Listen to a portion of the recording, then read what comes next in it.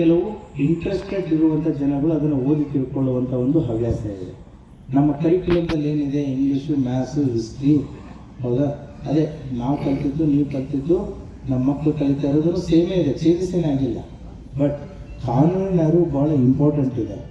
ಕಾನೂನು ಯಾರಿಗೆ ಗೊತ್ತಿರುತ್ತೆ ಅವನು ಭಾಳ ಸ್ಟ್ರಾಂಗ್ ಆಗಿರ್ತಾನೆ, ಕಾನೂನು ಯಾರಿಗೆ ಗೊತ್ತಿಲ್ಲ ಅವನು ವೀಕ್ ಆಗಿರ್ತಾನೆ. ಹಾಗಾಗಿ ಈ ಪೊಲೀಸ್ ಸಾಹಿತ್ಯ ಅಂತಂತಂದರೆ ಕಾನೂನಿನ ಸಾಹಿತ್ಯದ ಕೊರತೆನೂ ಕೂಡ ನಮ್ಮ ಸಮಾಜದಲ್ಲಿದೆ.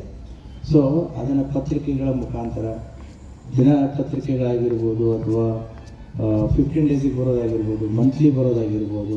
ಸೊ ಕಾನೂನಿನ ಈ ಅರಿವನ್ನು, ಯಾಕಂದರೆ ಎಲ್ಲ ಕಾನೂನು ಪುಸ್ತಕಗಳನ್ನು ಕೂಡ ಇಂಗ್ಲೀಷಲ್ಲೇ ಇರೋದು, ಕನ್ನಡದಲ್ಲಿನೂ ಭಾಳ ಕಡಿಮೆ. ಯಾಕೆ ಅಂತಂದರೆ ಬರೆಯೋರು ಕಡಿಮೆ, ಅದನ್ನು ಅರ್ಥ ಮಾಡ್ಕೊಳ್ಳೋರು ಕಡಿಮೆ. ಸೊ ಜನರಿಗೆ ಜನಭಾಷೆಯಾಗಿ ಕಾನೂನನ್ನು ತಿಳಿಸೋದ್ರಿಂದ ಅದನ್ನು ಕೂಡ ಒಂದು ಸವಾಲಿನ ಕೆಲಸ. ಸೊ ಆ ಹಿನ್ನೆಲೆಯಲ್ಲಿ ವಿ ಹ್ಯಾವ್ ಸಮ್ ಟಾಸ್ಕ್, ಅದನ್ನು ಮಾಡಬೇಕಾಗಿದೆ.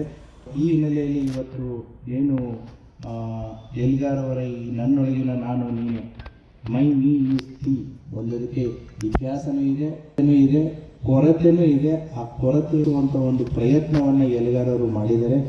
ಅವರಿಗೆ ಮಹಿಳಾ ಯೂನಿವರ್ಸಿಟಿಯವರು ಕೊಟ್ಟಿದ್ದಾರೆ.